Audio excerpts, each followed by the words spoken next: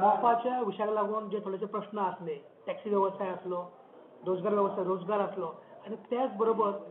मोपा एअरपोर्ट झाल्यानंतर पंचायती मिळणारा महसूल म्हणजे आयज मोपा एअरपोर्ट आमच्या गांवांत जाता तर त्याचो जो एअरपोर्टाचो माध्यम जो आमकां हे जालो महसूल जालो रेव्हेन्यू टॅक्स तो टॅक्स आमकां मेळचो पण लोकांनी आयज ठराव घेतला. पळय लोकांचें म्हणणें कितें आसा पंचायत क्षेत्रांत सादारणपणे घर जर बांदलें तरी ताका पंचायत टॅक्स बसयता आनी he has to pay the tax for the construction of the house and house tax. आमच्या लोकांचं कितें म्हणणें आसा आयज जर सानेलच्या जागेर जी कितलेशेच लाख सुमार जाग्यान जें बांदकाम जाल्लें आसा त्या जाग्याच्या टॅक्स जो आसा तो आमकां ताणें फारीक करूंक जाय गव्हर्मेंटान वा जी मोपा डेव्हलपमेंट ऑथॉरिटी आसा तेंची ड्युटी आसा की तेंच्या जो अधिकारान येता जो हो प्रकल्प तेंच्यांनी आमच्या तानाच्या जागेन जितलें बांदकाम जालां जितली जागा कवर जालें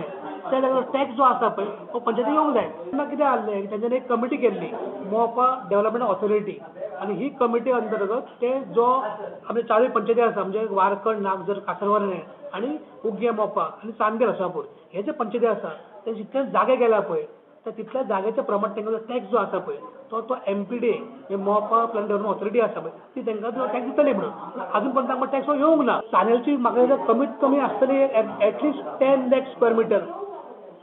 डेफिनेटली